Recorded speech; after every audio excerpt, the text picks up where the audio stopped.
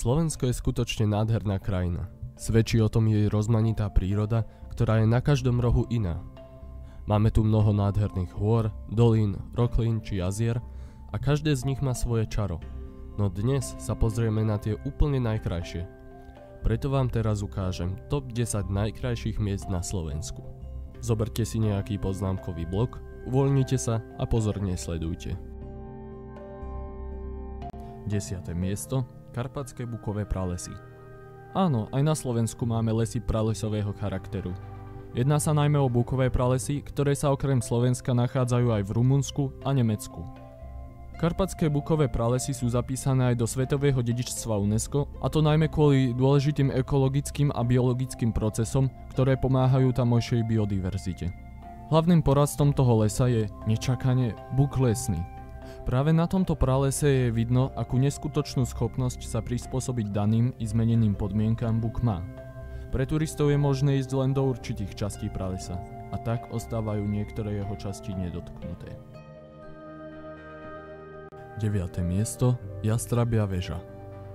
Zelené pleso je jednou z najvyhľadávanejších turistických atrakcií na Slovensku. Nie každý však pozná názvy štítov, ktoré sa nad ním rozprestierajú.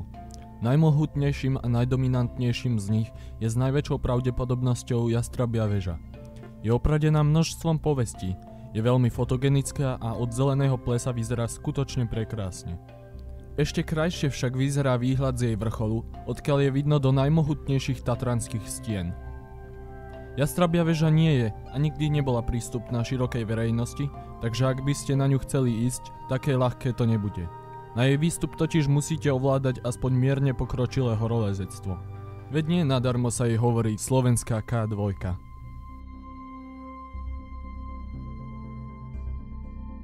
8. miesto. Beňatinské jazero.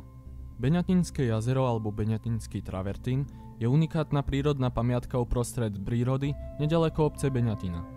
Jedná sa o bývalý travertínový lom, ktorý zaplavila krásne priezračná podpovrchová voda. Toto nádherne tyrkysové jazero pripomína aj Plitvické jazera v Chorvátsku, až na ten rozdiel, že tu nenájdete tisícky turistov. Je to ideálne miesto na okúpanie uprostred prírody. To však nie je všetko. Jazero je tiež unikátnou archeologickou lokalitou, ktorá dokazuje, že na Slovensku bolo more. Fakt?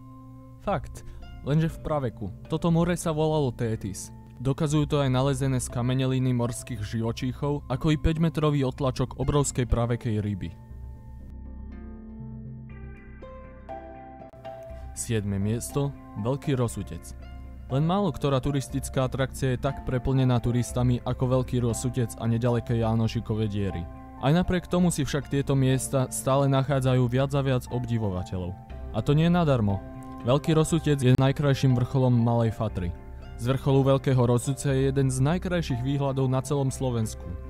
Na rozdiel od ostatných vrcholov v Malej Fatre vám tu však nebudú stačiť len sandále alebo tenisky, ale pevná vysoká obuv. Na zdolanie tohto vrchu totiž musíte prejsť niekoľkými miestami cez reťaze a po náročnom skalnatom teréne. Výstup na Veľký Rosutec sa neodporúča málo skúseným turistom. Takmer rovnako krásny je i vedľajší Malý Rosutec, ktorého skalné steny tiež nie je najľahšie zdolať.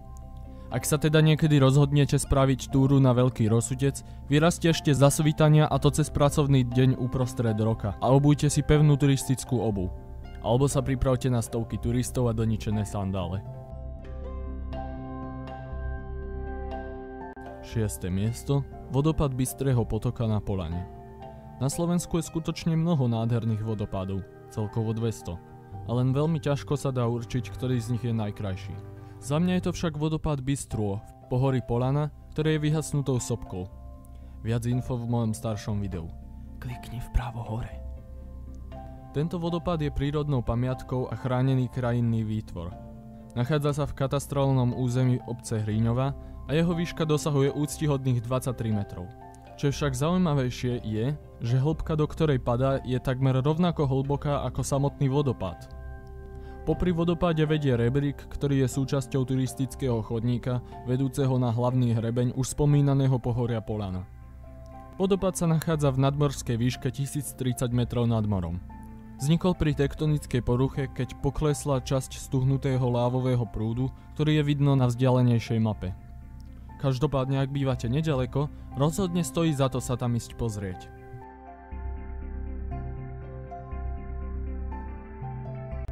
Piaté miesto. Oravský hrad.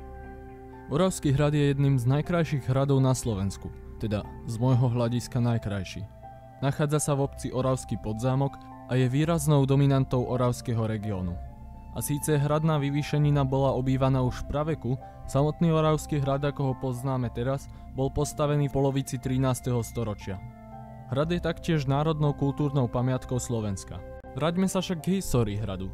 Dnešná murovaná verzia, ktorá vystriedala drevený hrádok, ktorý tu stal predtým, bola prvý raz spomínaná v roku 1267, keď ho král Belo IV. Prevzal od Mika Balaša výmenou za Žilinu, Varín a Sučany a stal sa kráľovským majetkom. Odvtedy patril hrad aj Matúšovi Kčákovi Trenčianskému, magistrovi Dončovi a panovníkovi Karlovi Robertovi a mnoho ďalším významným šlachticom.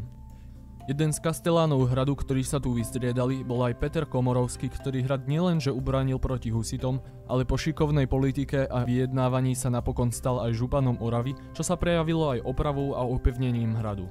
Matej Korvín zas uskutočnil viacero opatrení pre bezpečnosť hradu, Turcovci dali hrad zas prestavať a opevniť, Jozef Palfi zas zrekonštruoval strednú časť hradu po veľkom požiare v rokoch 1953 až 1968 a nakoniec Chudomelkovci a Stavprojekt Bratislava hrad úplne zrekonštruovali a dostali ho do dnešnej podoby, vďaka čomu je dôstojným sídlom Oravského múzea. Každopádne, ak by si sa chcel o dejinách Oravského hradu dozvedieť viac, určite si nenechaj ujsť prehliadku hradu. Skutočne to stojí za to. Štvrté miesto. Súlovské skaly. Prírodná rezervácia Súlovské skaly v pohorí Strážovské vrchy je jednoznačne jedna z najfascinujúcejších miest nielen na Slovensku, ale i v celej strednej Európe. Sú to obrovské skaly zo zlepencového materiálu, opracované dažďom, ľadom či vetrom, vďaka čomu vytvárajú fascinujúce tvary, aké tam môžeme vidieť dnes, v podobe skalných veží, ihiel, okien a brán, oddelených hlbokými bezvodnými tiesňavami, roklinami a dolinami. Za najkrajšie skalné útvary patrí gotická brána, skalný hríb a mnoho ďalších s fantáziou podnecujúcimi názvami, ako je napríklad Mária Terézia, Sova, Smrečok a podobne. Hádam ešte krajšími miestami je v Súlovských vrchoch Súlovský vodopád a zrúcanina Súlovského hradu.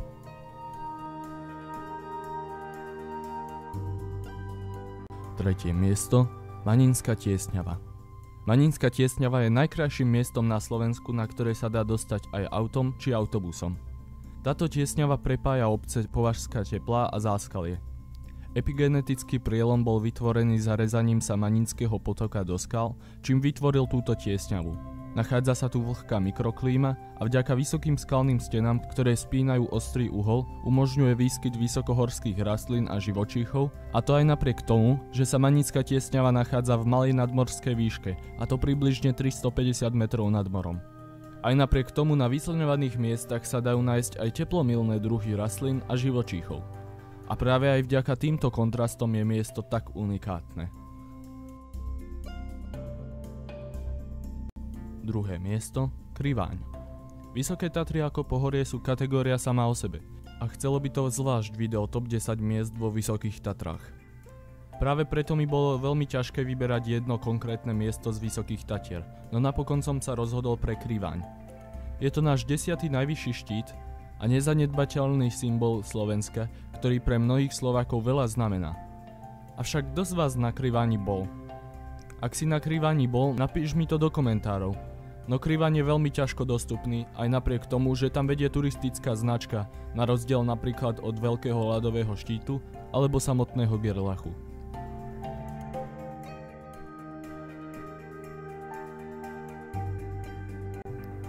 Prvé miesto. Rótová roklina v Slovenskom raji. Za jedno z najkrajších pohorí na Slovensku, ktoré láka turistov z širokého okolia, sa považuje Slovenský raj. Jeho fascinujúce doliny a rokliny s množstvom rebríkov či reťazí vytvárajú spolu s vysokými skalnými stenami a skalnými útesmi prekrásne miesta, vyzerajúce ako z rozprávky. Jednou z najkrajších dolín je roklina Veľký Sokol, ktorá je najdlhšou roklinou v Slovenskom raji s celkovou dĺžkou 6 km. Okrem toho patrí k najdivokejším a najnáročnejším roklinám v Slovenskom raji. Táto roklina sa nazýva Veľký sokol podľa povesti, ktorou je roklina opradená. Podľa nej raz obrovský dravec istej mladej žene uniesol dieťa. Kostičky tohto nemluvňaťa sú údajne roztrúsené na vysokých bralách nad roklinou. Touto roklinou preteká prekrásny potok s názvom Sokol, ktorý vytvára 3 vodopády. Malý, veľký a kaskádový.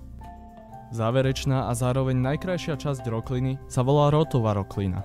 Keďže je roklina sprístupnená len jednosmerne, skôr ako sa k tomuto miestu chcete dostať, musíte podstúpiť veľmi náročnú túru cez celú roklínu Veľký sokol, no rozhodne to stojí za to. A aj napriek jej pomerne nízkemu povedomiu považujem túto roklinu za najkrajšie miesto Slovenska.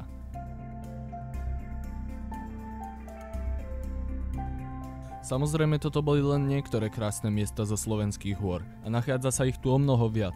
A verte či nie, v každom okrese sa nachádza miesto, ktoré by sa dalo považovať za najkrajšie na Slovensku. Preto mi do komentárov nezabudni napísať, ktoré miesto prípada tebe najkrajšie z celého Slovenska. Rozhodne si ho rád prečítam. A ja ti ďakujem za zhliadnutie tohto videa. Ak sa ti video páčilo, nezabudni dať like a najviac by si tento kanál podporil, keby si video zdieľal. A pokiaľ si tu nový a toto je prvé video, na ktoré sa odo mňa pozeráš, nezabudni dať odber, aby ti už nič neuniklo. Vidíme sa čoskoro. Čau.